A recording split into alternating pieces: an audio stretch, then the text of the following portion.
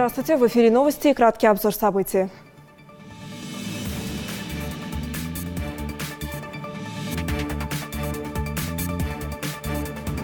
Кабмин Ингушетии должен приступить к выполнению рабочей программы, отражающей стратегии развития региона. Скидка за оперативность. Госдума приняла в первом чтении проект закона о сроке уплаты штрафов ГИБДД. Ластоногие артистов Ингушетии. Расскажем об уникальных гастролерах.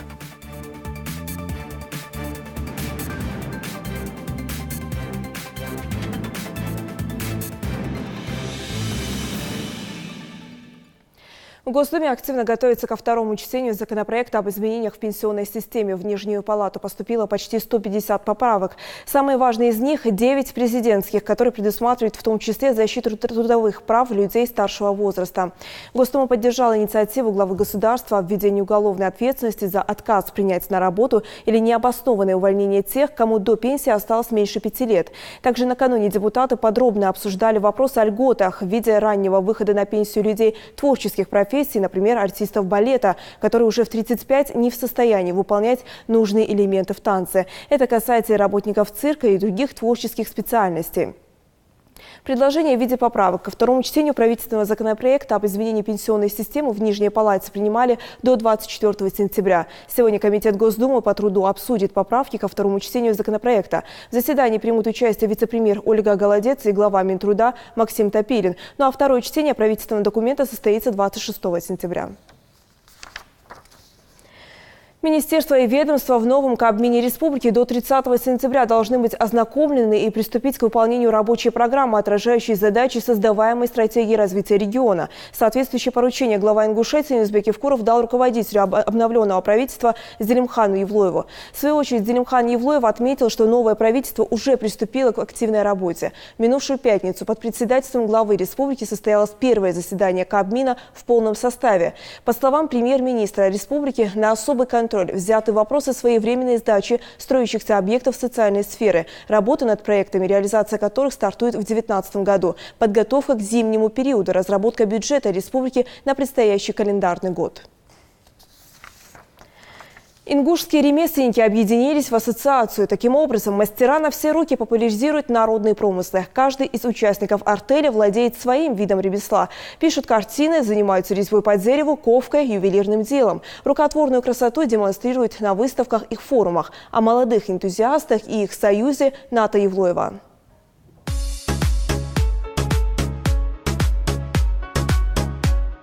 Изделие готово. Вот так за считанные минуты Махмуд Гамурзиев создает настоящие украшения, которые от ювелирного может отличить разве что мастер. В руках этого парня любой кусок железа превращается в пластилин. Ему подвластна даже самая сложная и тонкая работа. Молодой человек при изготовлении своих изделий использует обычные инструменты – плоскогубцы, щипцы, отвертку, в общем, подручные средства. Над своими украшениями Махмуд может трудиться часами без устали. Это сувенирный меч, это выставочная работа. Она была на выставке в Машуке, то есть по просьбе Адама Галаева мы за короткое время ее сделали. Ушло буквально несколько дней, буквально 2-3 дня. Также основным, скажем, отличительством является то, что она полностью целиком сделана из проволоки. Также здесь инкрустированы полудрагоценные камни, как здесь сами можете видеть. Это бирюза, это тоже как бы фианит. На первый взгляд эти ребята кажутся обычными молодыми людьми, но представить, что они умеют мастерить настоящие произведения искусства, сложно. К примеру, Николь Тутаев любит создавать шедевры на полотне. Правда, свои произведения он уже давно раздал, поскольку для него самое главное – делиться своим творчеством с окружающими. Но умение рисовать не единственный талант молодого человека. Резьба по дереву и создание таких необычных подделок – еще одно хобби художника. Увидел это по телевизору, меня это вдохновило, затронуло, так сказать. И потихоньку начал со скворечника, потом гармошки пошли в определенной степени. И мельницу, кстати, я сделал очень красивую мельницу при сильном ветре, которая крутится, между прочим. И сейчас я решил взяться за камень, можно сказать, за эти синтетические камни и за природный камень. Как-то хочу в этом плане работать. Таких талантливых и целеустремленных юношей в Ингушетии немало, поэтому Адам Галаев решил собрать их вместе. Так в регионе появилась первая ассоциация ремесленников, в которой сейчас насчитывается около 20 человек. Но и это, уверен Адам, не все, поскольку о существовании организации знают немногие. Я хоть и предприниматель, но я работал на всех блоках. То есть, начиная от... Я продавал арбузы на базаре, я заканчивая там, сидел краном, управлял, бетонные блоки ставил. То есть, я умею все делать. И я этого не стесняюсь. Учиться чему-то, это не стыдно, не зазорно.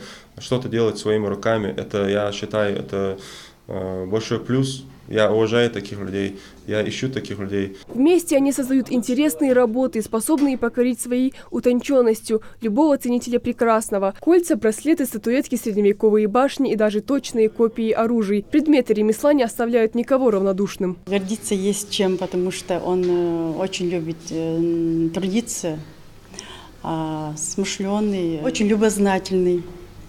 Любит тех людей, которые трудятся, не ленятся, занимаются каким-то делом, не бездельничают. Вот всегда поддерживает этих ребят и девчат. В нашей республике их очень много оказывается. Старт дан. За считанные месяцы молодые ремесленники заявили о себе на всевозможных площадках республики и Северного Кавказа. Выставка «Инк-Экспотур», форум «Машук» и различные ярмарки. В планах у участников ассоциации преподавания кружков в школах республики. Впрочем, первая договоренность уже есть. Ната Евлоева, Майрбек Миржоев, Новости 24. Проект закона об сроке уплаты штрафов ГИБДД со скидкой. Правительственный документ предлагает возможность продления 20-дневного срока для оплаты штрафа ГИБДД в размере половины наложенного штрафа, если соответствующее почтовое отправление поступило после указанного срока. Как отмечают в правительстве, предлагаемые законопроектом решения не повлияют на достижение целей государственных программ, а внесение проектируемых изменений не повлечет дополнительных расходов из федерального бюджета. И в продолжении темы о мерах осторожности на дорогах напоминают сотрудники ГИБДД. На этот раз в поле зрения инспекторов оказались дети-пешеходы. Наш главный патрульный на дорогах Руслан Богачев расскажет о рейде в Назране. Наверняка вы не раз наблюдали, как взрослый, держа за руку малыша, перебегает дорогу на красный сигнал светофора. Жителям больших городов постоянно не хватает времени, и несколько сэкономленных секунд зачастую становятся приоритетом. Однако детям не так просто принять двойную мораль. Родители учат их всегда соблюдать правила дорожного движения, при этом сами могут их время от времени нарушать. Помните, дети очень восприимчивы и быстро усваивают взрослое поведение. Приучайте малыша к осмотрительности с самых ранних лет. Переходя дорогу, каждый раз комментируйте свои действия. Остановившись у края тротуара, посмотрите налево, затем направо и объясните ребенку, для чего вы это делаете. Даже если вы переходите на противоположную сторону улицы по пешеходному переходу и на зеленый сигнал светофора, не забывайте оглядываться по сторонам. К сожалению, уровень автомобильной культуры в нашей стране недостаточно высок, и некоторые водители на красный сигнал светофора не останавливаются. Щедо, у тебя в ставах есть гордый 40 или 40, или 50 или 50. Красный, зеленый или исполнять здесь. Пешеходный yol идет дорог, всех целых.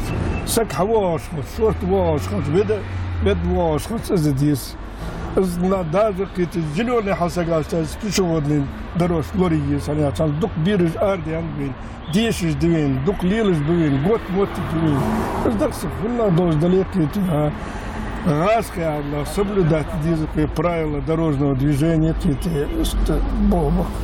Ежедневно по городу идут тысячи людей и ездит не меньшее количество транспорта. Чтобы в городе царил порядок, автомобильных аварий было меньше, пешеходы обязательно должны придерживаться правил и знаков дорожного движения. Подрастающих малышей важно обучать правилам дорожного движения, чтобы быть спокойными за них, когда они выйдут на улицу без родителя.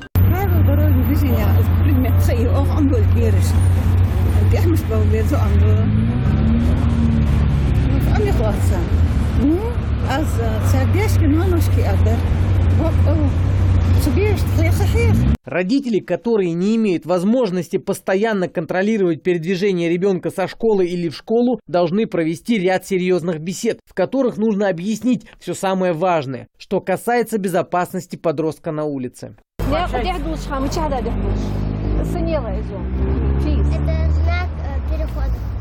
Всегда дяхдулдис, а так все равно дяхдулш хоть фидидис. Надо подождать, пока все машины остановятся. Первое, что должен знать ребенок для безопасного передвижения по городу, это правила дорожного движения. Эти правила должны быть известны малышу с самого раннего детства.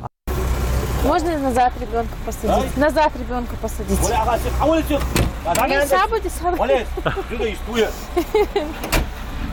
Камхала. Сегодняшний день нами проводится профилактическое мероприятие «Внимание, дети». Оно приурочено как раз к началу нового учебного года.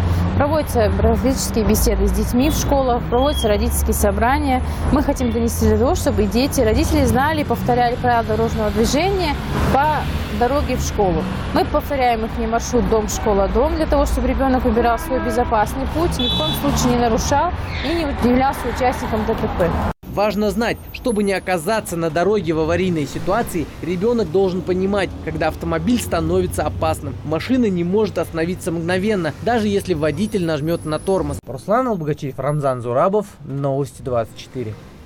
В России в ближайшие 2 года создадут дополнительные места в яслях. Об этом заявил Владимир Путин на Втором Евразийском женском форуме. Президент России отметил, что почти во всех субъектах страны обеспечена практически 100% доступность мест в детсадах. Ранее министр просвещения Ольга Васильева заявила, что в России в период с 18 по 20 годы построят 729 детсадов в 82 регионах страны. По ее словам, федеральное финансирование определено в размере 24,5 миллиардов рублей ежегодно. Ранее в ходе послания Федеральному собранию президент заявил о необходимости обеспечить все российские семьи с детьми местами в яслях и отметил, что за 3 года необходимо создать более 270 тысяч мест в яслях.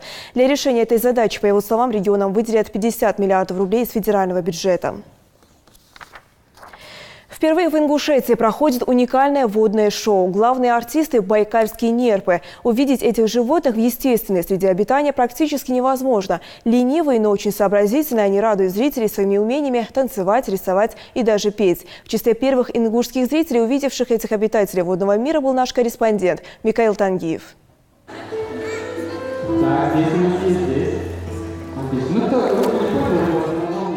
Вместо сцены большой бассейн, да и артисты здесь совсем необычные. Морских трюкачей зрительный зал встречает с большим восторгом. Тайсон, Крош, Злата и Ариэль танцуют ламбаду, рисуют картины в стиле абстракционизма, нерпы собирают аншлаги. Кажется, их таланты безграничны.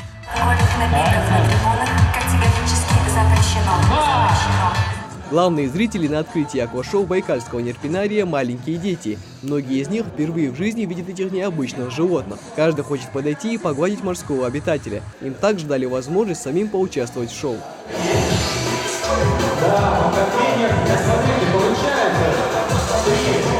Организаторы водного шоу исполняют мечты детей в каждом городе, куда приезжают. Добрую традицию решили продолжить и в Ингушетии. Знакомство с морскими обитателями вызвало у ребят массу позитивных эмоций. С кем ты пришла сегодня? С мамой. Скажи, а что тебе здесь нравится или не нравится? Да, мне нравится, как они танцуют. Что тебе больше всего понравилось здесь?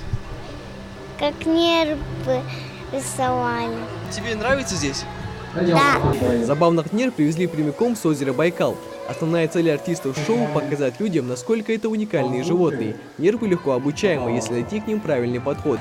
Они и танцуют, и поют, но только пока не говорят, но и этому тоже научим, шутит тренер. Мне очень понравилось, что зрители очень активные, с характером, экспрессивные. Это очень нравится, и шоу становится динамичным. В контактном режиме все рядышком, близко, чтобы можно было на расстоянии вытянутой руки на них посмотреть, заглянуть в эти большие красивые глаза и зарядиться этой энергией. Ребята находились почти час в компании этих удивительных животных. Инициатором приезда водного шоу в нашу республику стал местный житель города Назрань Абдулла Катиев. Обратившись с этим вопросом в мэрию города и обсудив все детали, он получил положительный ответ. Для того, чтобы наши дети увидели этих байкальских нерв, чтобы наши дети знали, что это такое не только по телевизору, не только по рассказам, а чтобы они могли завтра, когда вырастут, в других регионах могли сказать: мы вживую видели, у нас в республике было такое шоу водное. Нерпинарий будет радовать ингушских зрителей до 14 октября. Абсолютно каждый житель республики может приехать и получить массу положительных эмоций от водного шоу. Приглашаем вас на наше замечательное представление посмотреть на настоящих байкальских нерп. Касса работает ежедневно с 10 до 7 часов. Ждем вас каждый день, кроме понедельника и вторника. Будем рады видеть вас всех. Михаил Танги, Рамзан Зурабов, Новости 24. Все информационные выпуски и анонсы наших программ смотрите на официальных страницах в соцсетях Facebook, Instagram, YouTube, Twitter и ВКонтакте. Это была вся информация к этому часу. Увидимся в 16:00.